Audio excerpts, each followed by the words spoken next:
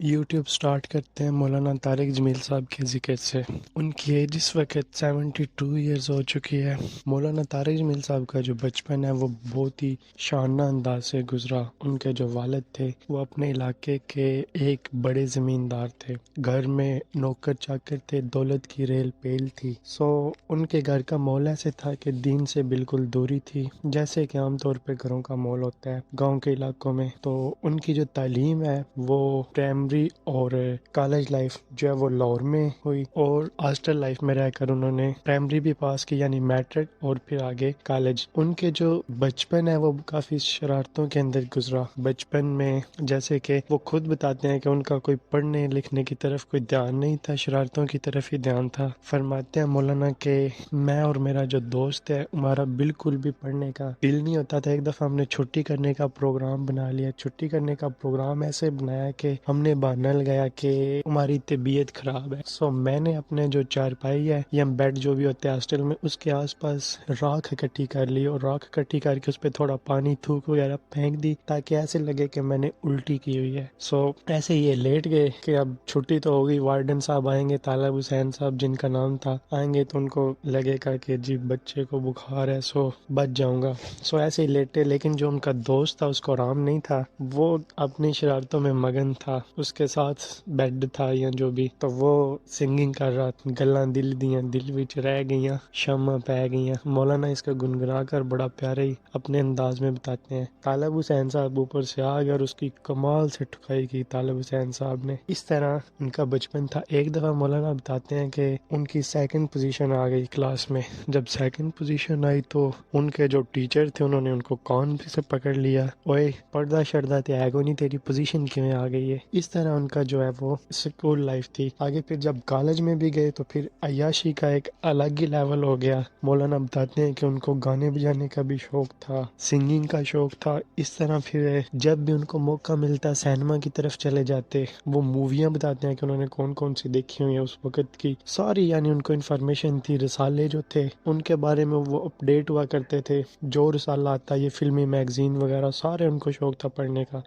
یعنی اس وقت کے وہ اپنے ایک اپ ٹو ڈیٹ جوان تھے۔ اسی طرح ان کی جو زندگی تھوڑی سی بدلنا شروع ہوئی، وہ اس طرح سے بدلنا شروع ہوئی کہ مولانا کے ہاسٹل میں ایک جوان چکر لگایا کرتا تھا۔ وہ غالباً اسی ہاسٹل کا جوان تھا یا جو بھی، بہرحال مولانا بتاتے ہیں کہ وہ آیا کرتا تھا، ادھر چکر لگاتا تھا اور نماز کی تلقین کرتا تھا۔ جب وہ بار بار آتا تو مولانا کو اس سے چڑ ہونے لگ گئی کہ نہیں پڑھنی تو نہیں پڑھنی، یہ کیوں بار بار آ جاتا ہے۔ مولانا کہتے ہیں کہ ایک دفعہ میں نے اس کو دھکے دے کر اپنے روم سے نکال دیا۔ اس طرح ایک دفعہ ایسے ہوا کہ مولانا جو ہے وہ مسجد گئے، پتہ نہیں جیسے چکر کسی نہ کسی ہر مسلمان کا کبھی نہ کبھی تو لگ ہی جاتا ہے۔ جب چکر لگا ادھر ان کا مسجد میں تو آگے دیکھا کہ وہ جو بچہ ہے وہ جو نماز کی دعوت دیا کرتا تھا وہ نماز پڑھ رہا ہے، ایسے ہی خوش و خضو سے وہ نماز پڑھ رہا کہ اس کی نماز کو دیکھ کر مولانا کے دل پہ ایک عجیب سا رعب طاری ہو گیا۔ اس کو دیکھ کر جو رعب طاری ہوا تو مولانا کو وہ جو بات ہے نا وہ دل میں ایسے گھومنے لگ گئی۔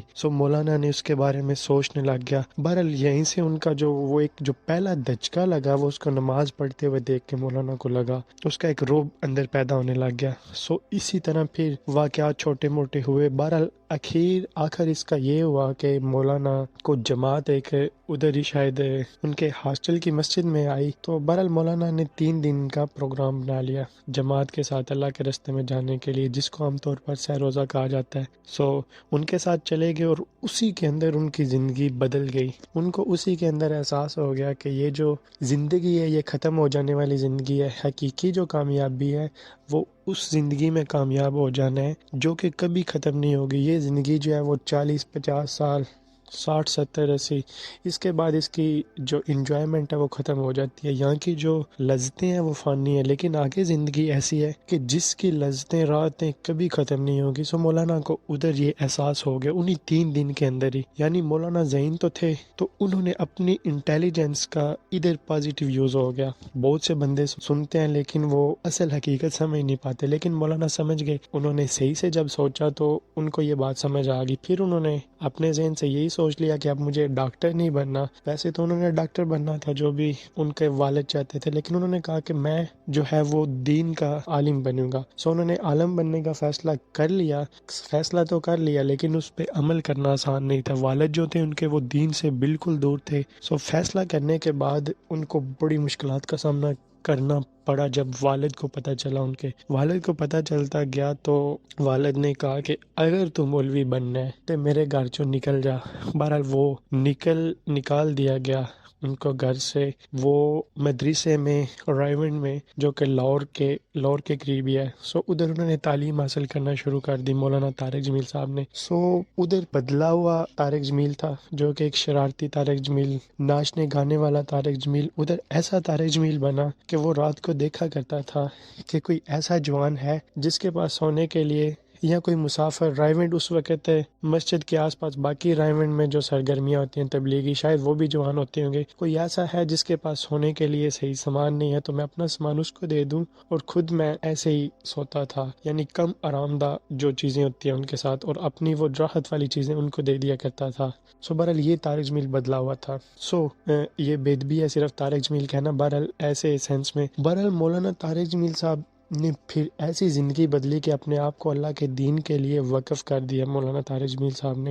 پھر جب وہ زیادہ میچور ہوئے تو انہوں نے اتنا کام کیا کہ جن عورتوں کو کوئی نام لینا پسند نہیں کرتا, جن عورتوں کی طرف صرف شہوت کی نظر سے لوگ دیکھتے ہیں, ان کو انہوں نے اپنی بیٹیاں سمجھ کر ان کے نکاح کروائے, ان کی ماہانہ آمدنی مقرر کی. یہ باتیں کرنا آسان ہے لیکن بہت ہی اللہ تعالیٰ جس کو پسند کرے اس سے ایسا کام لیتا ہے. سو مولانا طارق جمیل صاحب نے ان کے شاگرد تھے ان کے ساتھ شادیاں کروائیں, اور پھر اس کے بعد ان کے ماہانہ وظائف مقرر کیے کہ یہ نہیں کہ جوش میں آ کے ایک دفعہ فیصلہ کر دیا, پھر اس کا بیک اپ بھی رکھا. یعنی کہ ان کا ماہانہ جو ہے وہ وظیفہ مقرر کر دیا.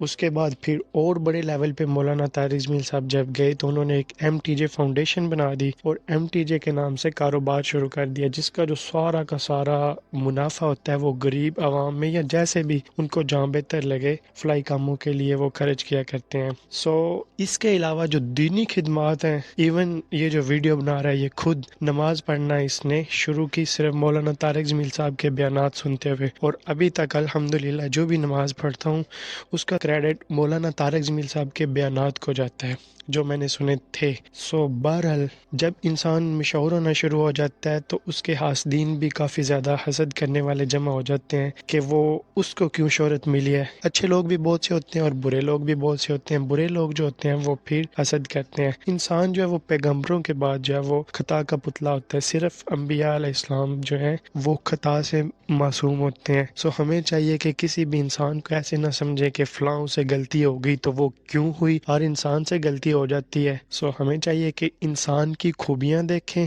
خامیوں کے علاوہ. خامی اگر دیکھیں گے تو انبیاء کے بغیر بعد ہمیں کوئی بھی ایسا نظر نہیں آئے گا جس کے اندر خامیاں نہیں ہوں گی. اللہ تعالیٰ مولانا طارق جمیل صاحب کو اچھی صحت والی, سلامتی والی, برکت والی, عزت والی زندگی عطا فرمائے.